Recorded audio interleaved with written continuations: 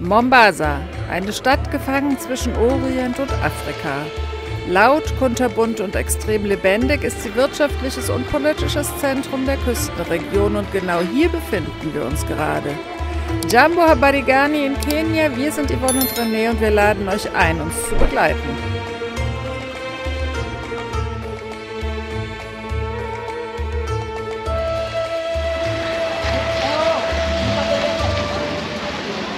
Wir strobern jetzt heute Morgen mal ein bisschen ungeplant durch Mombasa, aber es ist noch alles sehr früh und die Geschäfte haben noch fast alle zu.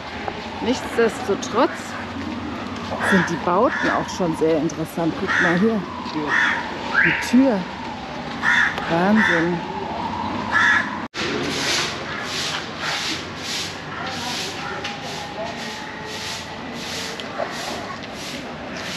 Wir sind jetzt hier am alten Fort, das von den Portugiesen erbaut wurde, vor 500 Jahren glaube ich, und von den Engländern und auch von den Omanis erweitert wurden.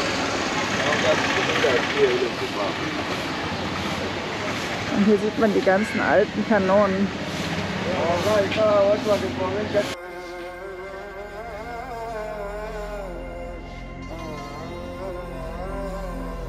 Fort Jesus, erbaut auf einem fossilen Korallenriff, wachte es einstmals über den alten Hafen und gilt als die größte Sehenswürdigkeit Mombasas.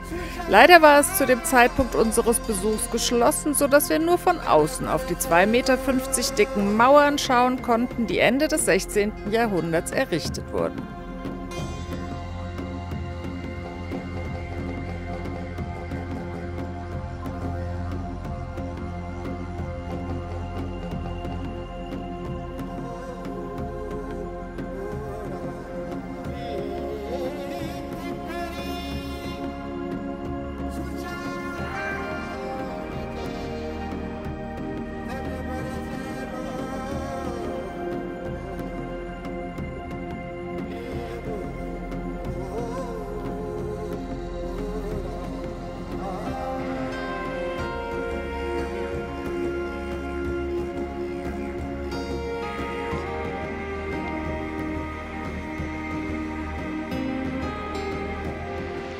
Hier sieht man ein professionell gebautes Gerüst.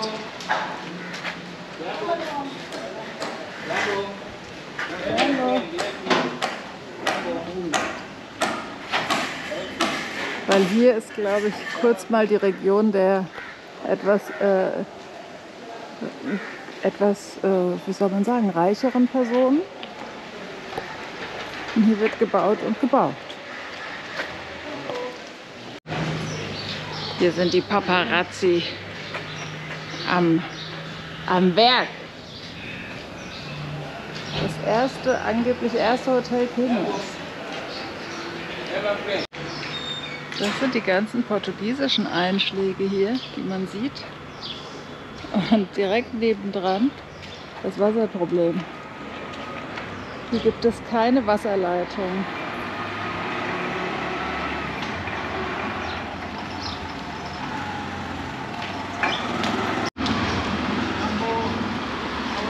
Wir kommen, glaube ich, in den etwas touristischeren Teil der Altstadt, weil hier wird man überall begrüßt. Hello.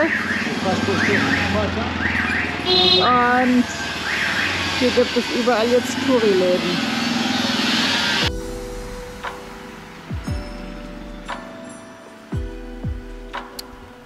Hinter dicken im maurischen Stil errichteten Mauern findet man hier schicke Restaurants und Cafés, aber eben auch diesen Trödelladen, in dem wir stöbern und neben diesem schönen Globus auch bekannten Kitsch aus Europa entdecken.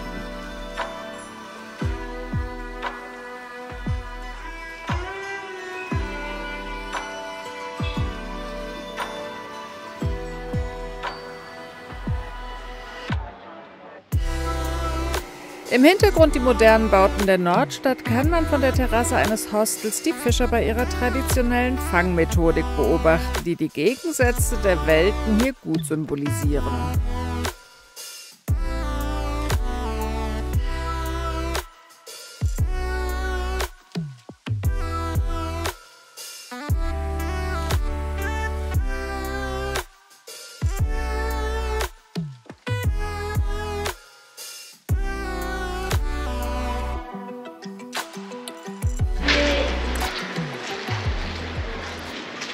sind ganz fasziniert von diesen Bauten hier.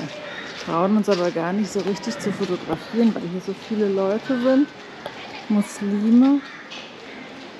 Und es ist irgendwie ja doof, immer so direkt zu fotografieren. Aber schön finde ich ja immer die Strippenverlegung.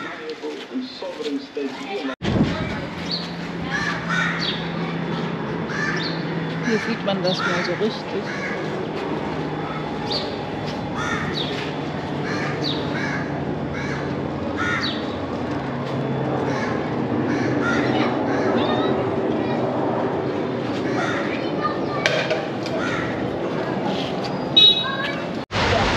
Wir sind jetzt hier zur Abendstunde unterwegs. Hier geht's ab wie die Sau und da drüben läuft ein Kamel durch die Straße.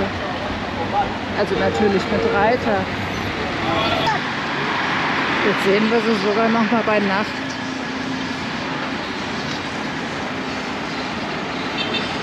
Schon was Besonderes, so ein Wahrzeichen einer Stadt und das selbst zu erreichen.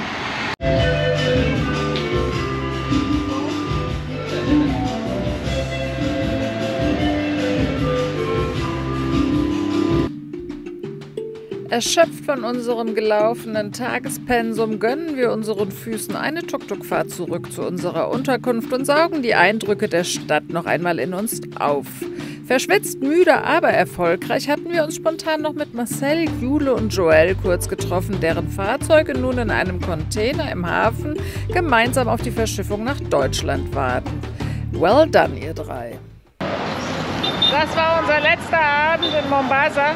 Jetzt gehen wir das letzte Mal in unsere Wohnung rein.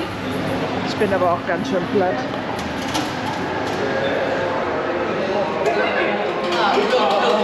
Hey. Hello. Goodbye. So, jetzt wird erstmal unser Kanal gezeigt. Die Jungs wollten wissen, wie unser Kanal ist. Okay. Thank you. Bye bye.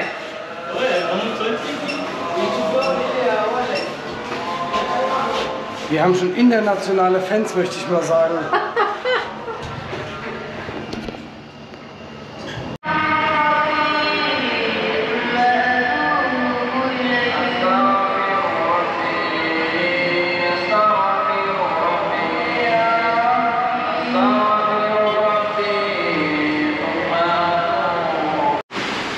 Ich suche gerade meinen Mann, aber der macht Hausarbeit. Wir sind hier fertig in unserem Apartment Airbnb in Mombasa. Unsere Freunde Butch und Marisha haben uns heute Morgen leider schon verlassen, ohne sich zu verabschieden. Die waren so früh unterwegs. Darf ich kurz was sagen? So ein bisschen so einem Appartement zu sein, das ist ja schon irgendwie auch mal ganz gut. Das ist also ja so ein bisschen, ich weiß gar nicht, wie das beschreiben soll. Bisschen heimisch. Ja, so ein bisschen Platz, sich bewegen zu können, so eine Couch, wo man sich mal drauflegen kann. Das macht so einen normalen Eindruck irgendwie. Ja. Also das ist schon mal ganz geil. Ja, nichtsdestotrotz, wir sind jetzt gerade alleine. Die zwei sind heute Morgen um 6 Uhr schon gefahren, haben uns nicht geweckt. Heute Nacht haben wir ausnahmsweise mal gut geschlafen, bis der Muezzin um 4:15 Uhr gerufen hat.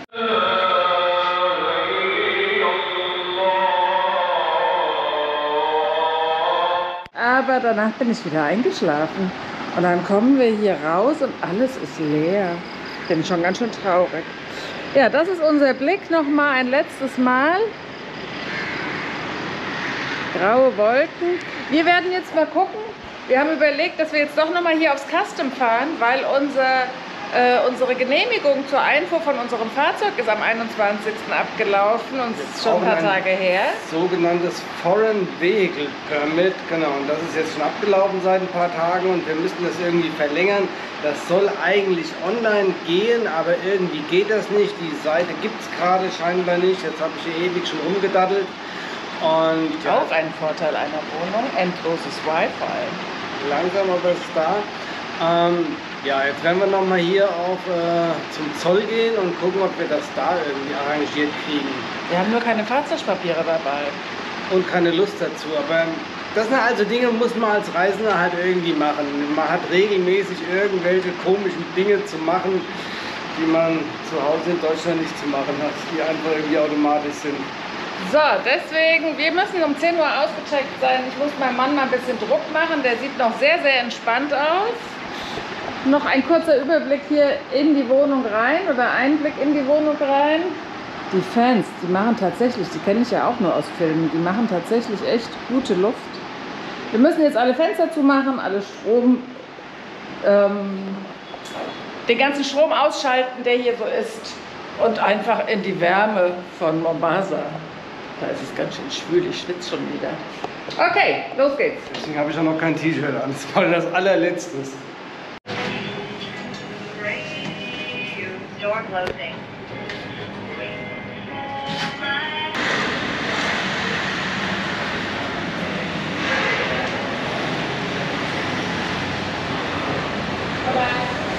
Bye bye.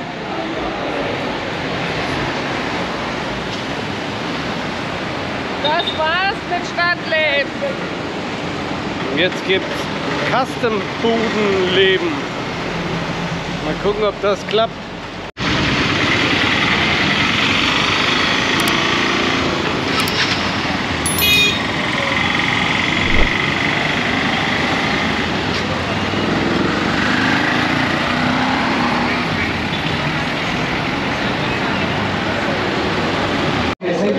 Thank you so much.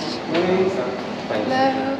Fühlen sich dafür nicht zuständig, ich soll wieder nach vorne gehen. Die vorne, die schicken einen nach hinten. Und so können wir jetzt hier Ringelpiez mit Anfassen mal wieder spielen. Oder wir gehen halt doch zum Zoll.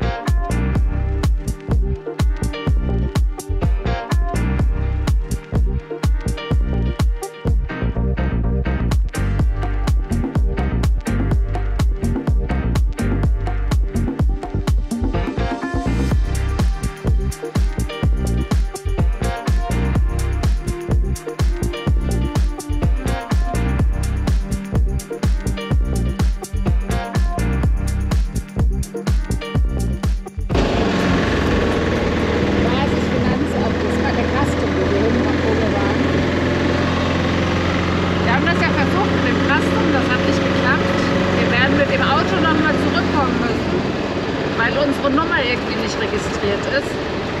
Da hat irgendwie ist alles schief gegangen. Jetzt haben wir noch mal einen Kaffee genossen und fahren jetzt aber mit Tuk-Tuk zur Fähre, um dann überzusetzen, endlich wieder unser eigenes Auto in Besitz zu nehmen.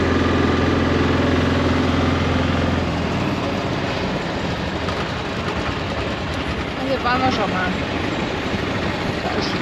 Der Shark. Wir müssen jetzt erstmal den Personenterminal finden. Sind wir schon die ganze Zeit über den Markt geflitzt, aber jetzt hier haben wir ihn gefunden. Jetzt wird alles gut.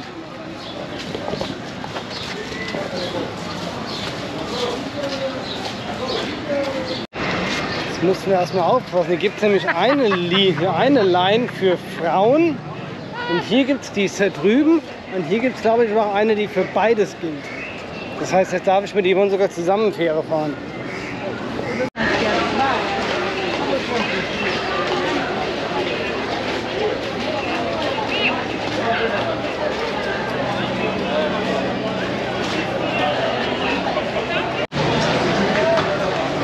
Die Fähre da vorne jetzt angelegt hat, strömen da schon mal, ich weiß nicht, ob es Tausende sind, aber ein paar hundert sind es auf jeden Fall da raus aus dem Schiff. Und jetzt geht hier schon das große Gedränge los. Jetzt dürfen wir uns hier auf das Schiff drauf drängen. Die ganzen Autos gehen drauf und jetzt seht ihr, die haben sie getummelt. Ihr dürft mal dabei sein. Viel Spaß.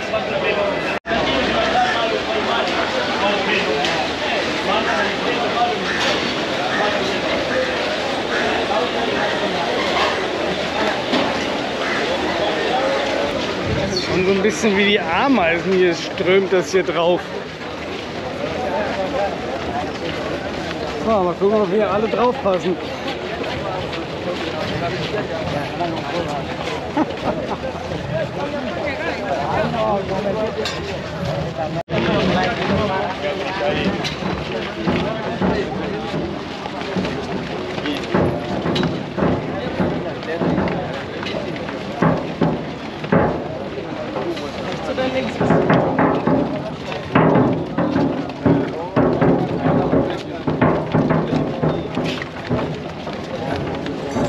muss ja sagen, was ich erstaunlich finde, die Fähre ist ja für Personen ist die umsonst. Und das sogar für Weiße. Das gibt es eigentlich gar nicht, dass für Weiße mal was umsonst ist. So, hast du jetzt mal ein schönes Plätzchen hier rausgesucht, Yvonne?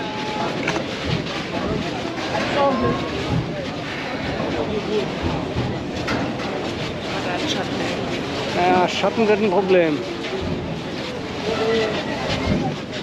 Ich glaube, die Schattenplätze sind heiß begehrt. Wie so eine Art Wortspiel, ne? Schattenplätze heiß begehrt, das ist ganz gut, oder?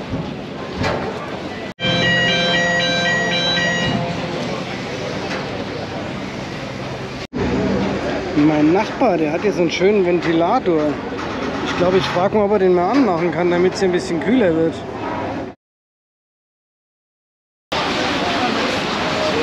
So, das Schiff hat wieder angelegt, die Fähre, jetzt können wir wieder runter. Das steht hier auf dem Platz.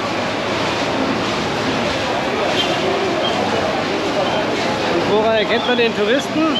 Der trägt sein Gepäck auf dem Rücken und nicht auf dem Kopf.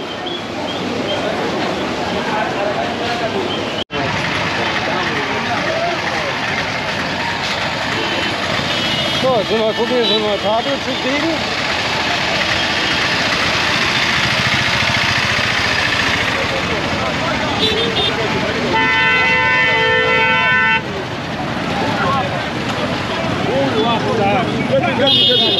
Alles gut, alles gut, alles gut. Uma aqui, doutor. Liga. Cheva yuko hapa mwanangu.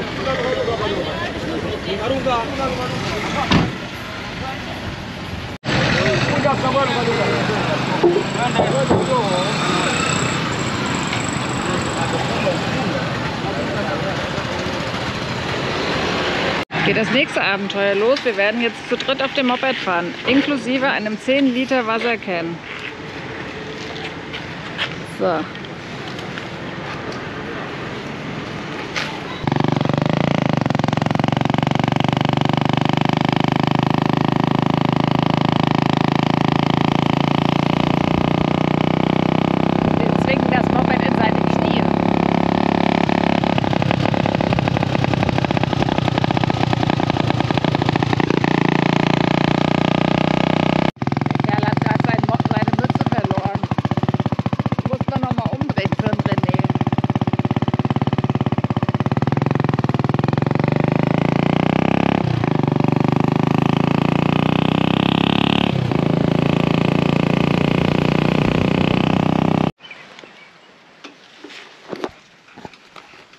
Jetzt haben wir erstmal einen kleinen Platten eingefahren. Jetzt warten wir aufs Ersatzmoped. Das ist hier wie mit dem ADAC, funktioniert das eigentlich tipptopp. Kommt Ersatzfahrzeug gleich. Jetzt sind wir umgestiegen. Jetzt geht es hoffentlich weiter.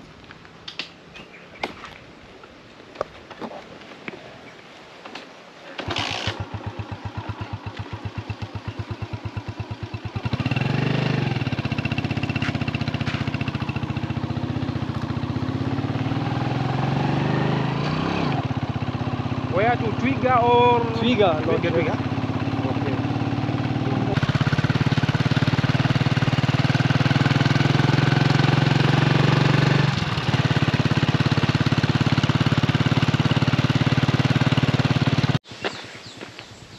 Jetzt laufen wir doch noch das letzte Stückchen, weil das Moped nicht genug Sprit hatte und hier keine, wir müssen das letzte Stück laufen. Haben wir am Platten gefahren, das zweite Motorrad hat keinen Sprit mehr gehabt und jetzt laufen wir hier durch den Busch. Und er hatte ein ganz schlechtes Gewissen, dass wir jetzt laufen müssen. Wir sind jetzt aus Mombasa zurückgekommen, erst mit dem Tuk-Tuk, dann mit der Personenfähre, danach mit dem Matatu Und den Rest jetzt mit dem Moped. Und ganz zum Schluss laufen wir jetzt.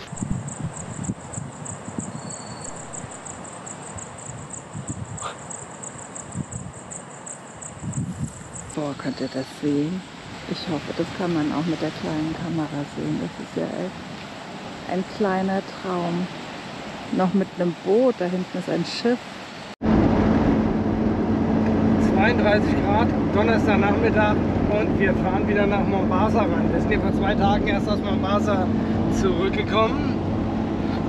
Wir müssen ein Dokument verlängern, nämlich unser Foreign Vehicle Permit, also ein ausländisches Fahrzeugpermit, dass der Wagen hier im Land bleiben darf. Das ist bei Einreise, haben wir nur 30 Tage bekommen.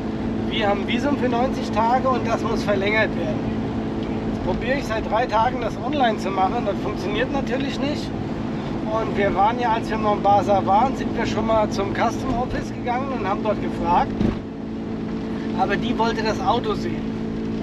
Und deswegen fahren wir jetzt notgedrungen nochmal nach Mombasa rein und versuchen dieses Permit zu verlängern. Im Schlepptau hinten haben wir noch, die Frau, die guckt mich schon wieder kritisch an. Im Schlepptau hinten haben wir noch Marcel und Jule. Die 2 müssen nämlich ihr Visum verlängern. Und so machen wir mal eine schöne, gemütliche Stadtrunde und haben auch richtig Lust dazu, alle Mann. Noch dazu, muss man sagen, ist mein Mann schwer krank. Der ist erkältet seit heute Morgen und er hat einen steifen Nacken. Er muss immer mal wieder die Nase putzen. Also echt schwer krank. Er hat eine Männergrippe. Aber so einen harten Kerl haut ja so schnell nichts um. Wir haben uns mittlerweile auch die App für die lokale Online-Zahlmöglichkeiten Pessa heruntergeladen, denn tatsächlich kann man die Fähre zum Beispiel nur auf diesem Wege bezahlen und nicht in bar. Jeder kleine Straßenhändler hier besitzt einen Pessa. Das gibt es in fast allen afrikanischen Ländern, mussten wir lernen, nur wir haben es bisher gekonnt ignoriert. Auf dem Hinweg in die Stadt flutscht es geradezu und wir sind ziemlich schnell auf der Fähre.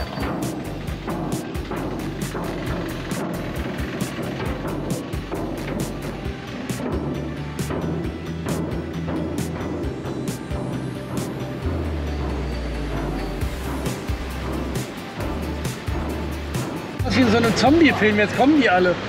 Marcel hat uns gerade gesagt, wir sind hier hinter so einem Seil aufgespannt worden, beziehungsweise abgestellt worden. Und hinter dem Seil wird jetzt alles mit Fußvolk aufgefüllt. Und das kommt auch tatsächlich gerade. Ich nehme euch mal mit.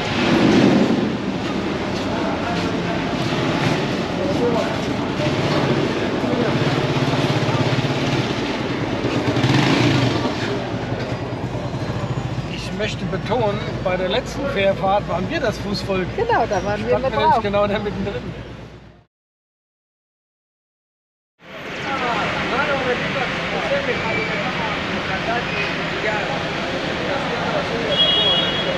Keiner meckert, keiner erhebt die Stimme, das finde ich faszinierend.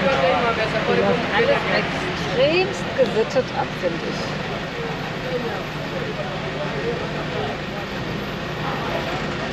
So, da gehen sie jetzt.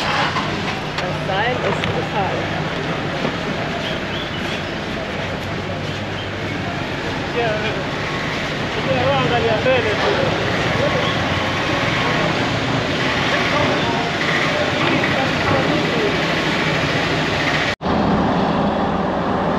Fähre ist geschafft, 1,5 Stunden hat es jetzt gedauert, sehr viel Schweiß hat es gekostet. Jetzt haben wir die 2 gerade rausgelassen, die müssen ja auf eine andere Behörde, auf die Immigration. Wir müssen ja zum Custom, ist gleich Zoll. Und der ist jetzt hier vorne gleich links, da darf man nur immer nicht filmen. Offizielle Gebäude sind ja immer ein großes Tabu. Aber wir haben eben gerade gesehen, im Hafen liegt heute seit 21, glaube ich, zum ersten Mal haben wir gelesen, ein Kreuzfahrtschiff. Und 7000 Mann sollen jetzt hier auf Mombasa und Umgebung ausgeströmt sein. Mal gucken, ob wir jetzt mal jemanden sehen, aber ich glaube eher nicht. Die sind wahrscheinlich eher alle auf Safari oder genau, räkeln sich am Pool. Ich schätze mal, zum Zoll kommen die nicht.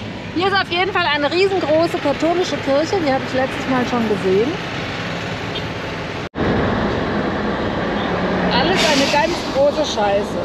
unser Auto ist in irgendeiner Form beim Eintritt nach Kenia nicht registriert worden. Das heißt, der Custom, der Zoll hier, hat keine Ahnung, obwohl wir bezahlt haben, dass wir hier im Lande sind mit unserem Fahrzeug, weil es auch ein falsches Kennzeichen eingegeben wurde im System, aber weder mit dem richtigen noch mit dem falschen Kennzeichen findet das System unseren Namen oder eben auch unser Fahrzeug. Jetzt haben die sich da ganz schön quergestellt, es würde nur Verlängerungen dort vor Ort geben und sie schicken uns jetzt gegebenenfalls, sie wollten uns zurückschicken an die Suma-Border, wo wir herkommen, das ist ja ewige Kilometer weit weg, oder eben an die nächste Grenze, die Richtung Tansania geht. Ich habe jetzt mal gefragt, es kann doch nicht sein, wenn ein Auto hierher verschifft wird, dann wird das ja auch neu registriert.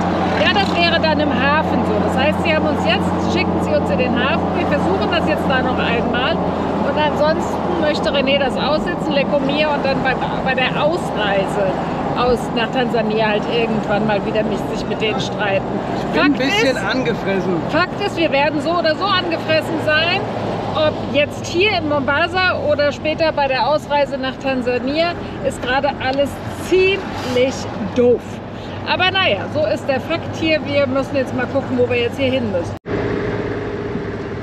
Das Gute ist, dass es jetzt quasi wie so ein kleines neues bürokratisches Abenteuer hier ist. Wir sind jetzt hier... Das ist ja gut.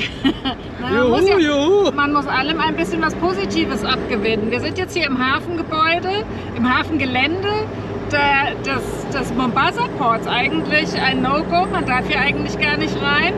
Aber wir haben ja vom Custom einen Zettel bekommen, deswegen durften auch nur wir zwei rein, weil da stand nur Brans drauf. Eigentlich hieß es nur eine Person. Und dann sage ich, naja, Brans sind ja mein Mann und ich. Also durften wir jetzt zu zweit hier rein. Jetzt werden wir da sogar hingeleitet und mal gucken, ob wir irgendwas ausrichten können. René ist sich ja nicht sicher, ob wir das Richtige tun. Ich bin ziemlich angefressen, das geht mir gewaltig auf den Sack, um es mal auf den Punkt zu bringen.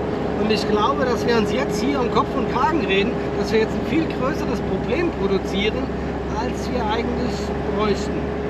Ich habe so ein bisschen Angst, dass das hier gerade kein kluger Schachzug ist. Ich glaube das nicht, weil wir haben jetzt auch schon bei unseren Freunden, die ja jetzt ihr Auto verschiffen wollen, gemerkt, dieses Papier ist bei Ausreise sehr wichtig. Die haben das hier kontrolliert und deren Fahrzeuge sind ja im Container und das Permit ist abgelaufen gewesen um einige Tage. Und der Container wird im Moment noch nicht freigegeben. Das heißt, er ist zwar hier auf dem Gelände, aber noch nicht auf dem Schiff und auch noch nicht auf dem Weg. Deswegen, da ist auch noch ein bisschen Gehässel zu erwarten. Und ich glaube, dass wir das hier schon irgendwie jetzt geschaukelt kriegen. Ich glaube halt grundsätzlich, unser Auto ist jetzt quasi illegal hier im Land seit 5 Wochen. Und bei der Ausreise, da ist es leichter zu sagen, er kommt hier, macht er schon Acker, dann ist das Problem plötzlich in Tansania und nicht mehr in Kenia gelandet. Jetzt sind wir hier mitten in Kenia, in Mombasa, und haben ein nicht legitimiertes Auto, was ja dazu führt, dass man sich mit diesem Problem, dass man sich dem Problem widmen muss. Deswegen fühlt sich nicht gut an gerade. Ich hoffe mal, dass es gut geht, ansonsten bin ich ganz schön. Gut, angefressen sind wir so oder so. Deswegen mal gucken, wie hoch der Grad des angefressenen Seins nachher noch sein wird. Das Problem in Wahrheit, um das jetzt auch mal auf den Punkt zu bringen, ist ja, weil der Typ an der Suam-Border von Uganda nach Kenia, der wollte sich das Geld in die Tasche stecken. Das habe ich da schon gesagt. Wir haben da nach einem Beleg gefragt und dann hat er uns irgendeinen komischen Beleg ausgedruckt. Und hat noch ewig gedauert, bis er das wieder Eigentlich hat er uns schon verabschiedet. Und hat dabei dann halt die Registrierung vom Auto einfach nicht mehr richtig gemacht, weil er da ein bisschen dann irritiert war in seinem, ich steck mir das Geld immer ein. Die Idee war ja ganz schön von ihm, aber ja, jetzt haben wir halt den Ärger deswegen. Ich muss mal schnell die Gunst der Stunde nutzen, dass der Chef hier gerade aus dem Haus gegangen ist. Das ist jetzt eine 2,5 Stunden Odyssee. Aber es sieht gerade ganz gut aus. Wir haben bezahlt. Hören wir jetzt lieber wieder auf, genau. Aus, bevor es mal Ärger gibt und hier alles umgedreht wird. Ciao. Genau, auf Wiedersehen. Mein Mann ist angestrengt. Oh, ja.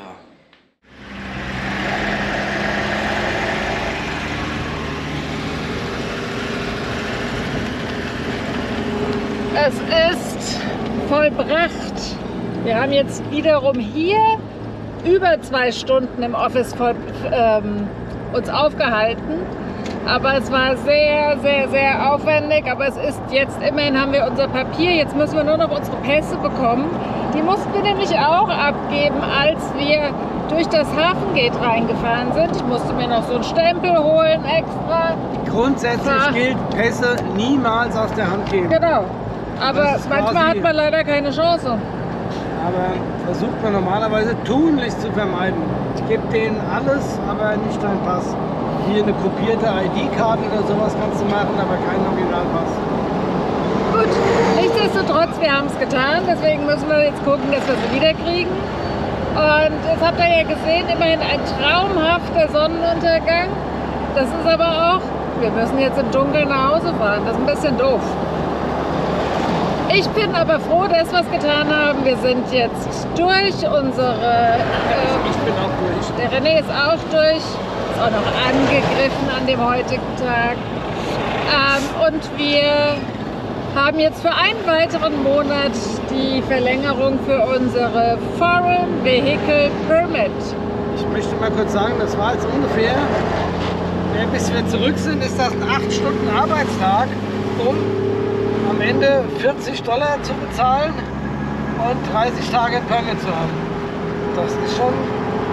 Wir mussten unser Fahrzeug ordentlich registrieren. Es war noch nicht registriert. Und die Mühlen arbeiten hier einfach, bitte, die mahlen hier ein bisschen langsamer. Ganz, ganz klar, was das für Druckfriss war. Oh Mann, oh Mann, oh Mann. Jetzt sind wir relativ glücklich, weil die Dame kam sogar mit den Pässen wieder aus dem Büro zurück.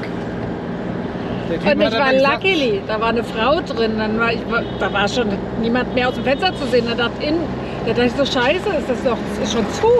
Aber es war noch eine Dame drin, die sagte, oh, you were lucky. Weil sie wollte gerade zuschließen. Also, alles gut gegangen. Ein langer, anstrengender Tag. Jetzt müssen wir noch lange anstrengend über die Fähre fahren. Wir haben schon gehört, sie ist sauvoll. Vielleicht schaffen wir es, die anderen noch irgendwann irgendwo einzuholen. Und wir müssen noch irgendwas essen. Mal gucken, wo und wann wir das machen. Gibt es in irgendeiner Straßenbude einen Snack für irgendwas? Ja, also, wir sind erfolgreich gewesen.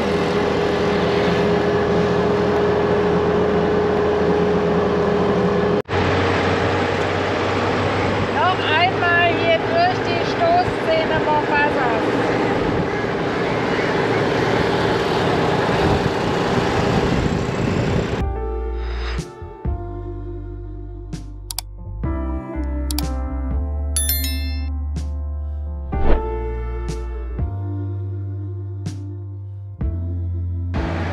Zu allem Unglück, Anstrengung des heutigen Tages, unser Geld ist ja jetzt alle. Wir mussten ja vorhin in die M-Pesa noch einbezahlen, dass wir das jetzt mit unserer Verlängerung online überweisen konnten. Und jetzt haben wir keine Kohle mehr und jetzt muss René noch mal in der Dämmerung Geld abholen. Er ist sehr angestrengt, er ist auch sehr angeschlagen.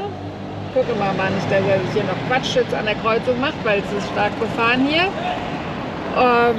Der wird einfach mal Pause machen müssen danach. Manchmal wird man halt auch krank unterwegs.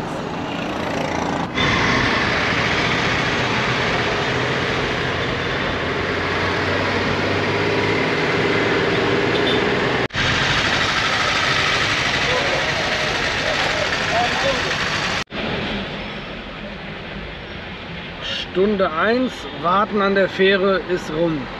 Wir haben mittlerweile 7:30. Er hatte keinen Hunger. Ich glaube, er unterzuckert gerade. Ja, langsam kriege ich auch...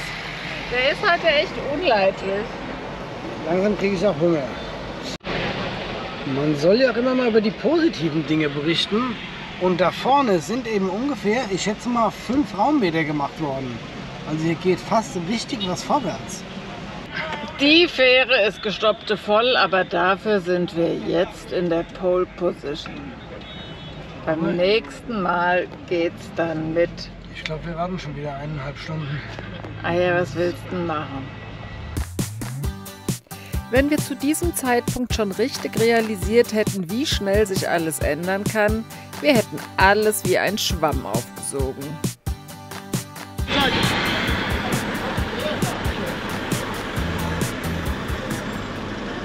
Jetzt fahren wir als Erster auf die Fähre. Und da drüben sind die Menschen noch nicht fertig.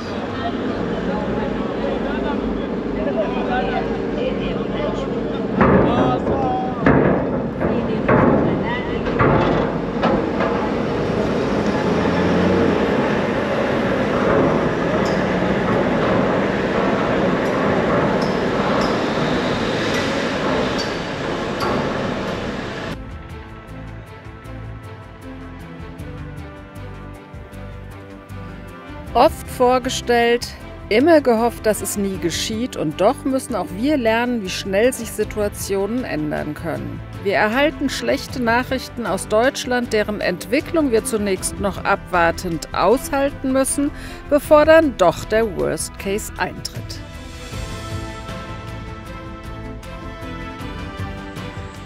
So, liebe Freunde von Laila on Tour. Wir haben gerade eine akute Planänderung. Ich glaube, wir stellen mal die Kamera irgendwo hin, dass wir beide euch berichten können. Genau, Eva möchte das gar nicht. Wir müssen hier an dieser Stelle kurzfristig den Plan ändern. Wir werden hier gerade abbrechen müssen, weil Yvonnes Mutter geht es nicht gut und wir müssen jetzt sehr spontan nach Hause fliegen. Oder wir müssen nicht, wir wollen nach Hause fliegen, so muss man es ausdrücken. Und ja, jetzt haben wir noch die Thematik mit dem Auto, also das haben wir alles gestern erfahren. Sind ja die ganze Zeit hier mit Marcel und Jule am Strand und die zwei haben sich bereit erklärt, unser Auto die nächsten 2.500 Kilometer runter nach Süden, nach Sambia, nach Lusaka zu fahren, weil wir dort den Wagen besser Langzeit-storagen können, unserer Meinung nach, als hier in Kenia oder in Tansania. Und ja, das ist für uns irgendwie doch schon ein herber Schritt, auch so schlagartig plötzlich wehende Fahnen irgendwie hier die Flucht zu ergreifen. Wir machen jetzt gerade Fahrzeugübergabe, haben eben schon mal ein bisschen Einleitung ins Auto gemacht, mal eine gemeinsame Einkaufsfahrt gemacht, dass Marcel mal ein bisschen Probe fahren konnte, um ein Gefühl fürs Auto zu bekommen. Entschuldigung. Dann haben wir mal alle Staukästen, sind wir schon mal so durchgegangen, wo ist welches Werkzeug, wo sind welche Teile, was kann man brauchen, was brauchen wir vielleicht nicht. Und ja, jetzt sind wir hier schwer am Packen. Und ja, morgen Abend 18 Uhr geht unser Flug zurück nach Deutschland. Die Situation zu Hause ist ernst und klingt langwierig. Daher ist sehr schnell klar, wir brechen diese Reise hiermit komplett ab und entkernen unser Auto von allen persönlichen Dingen. Denn Familie geht über alles und wir wollen uns ganz darauf konzentrieren können, was auch immer da auf uns zukommt.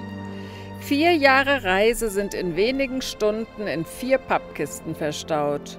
Unsere Zufallsbekanntschaft mit Marcel und Jule entwickelt sich schnell zu einer positiv schicksalhaften Begegnung. So kann René mich nach Deutschland begleiten und muss nicht erst noch Tempo versetzen, denn in Kenia kann unser Fahrzeug aus zolltechnischen Gründen nicht länger als 3 Monate stehen bleiben und von Sambia wissen wir ob dieser Möglichkeit.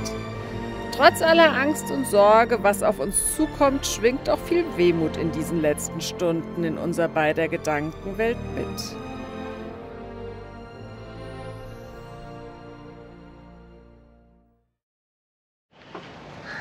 So, die zwei haben uns jetzt, wir sind kurz vorm Flughafen und wir sind früh, weil wir sind gut über die Fähre gekommen und wir trinken noch mal ein letztes Bier zusammen.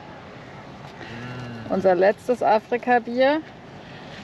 Und ja, dann sagen wir tatsächlich Bye-bye zu diesem Kontinent. Vorerst.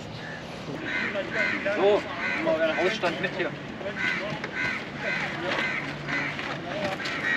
So, Schuhverkäufer und seine Schuhkartons. Ja. Das Nigeria-Bag. Nigerian Bag. Elephant. Hallo. So, hier ist der Elefant. Passt auf unser Auto auf, passt auf euch auf. Kommt ihr das finale Abschiedsszenario? Marcel? Alles Gute euch. Passt auf. Genau, ihr passt auch schön auf euch auf, passt auf Tempo auf. Das werden wir tun, auf jeden Fall. Vielen Dank für eure Unterstützung. Ja. Ciao. Ciao. Jetzt ist der Moment gekommen. Wir haben Tempo übergeben an Marcel und Jule. Und ja, jetzt zieht er von dannen. sollen die zwei den Wagen mal nach Sambia bringen. Es gibt ein bisschen Gänsehaut sogar.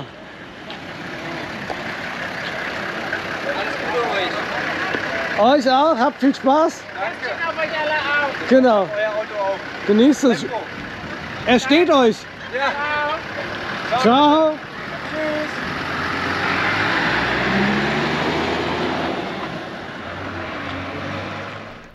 Anfang 21 mit unserem LKW während Corona gestartet, Kapstadt auf dem Landweg zu erreichen, scheiterten wir an der iranischen Grenze und mussten umkehren, um dann Anfang 22 Tembo nach Südafrika zu verschiffen. Seither haben wir diesen wunderbaren Kontinent von unten aufgerollt und unfassbare Erlebnisse und Begegnungen gehabt, die uns oft den Atem geraubt haben.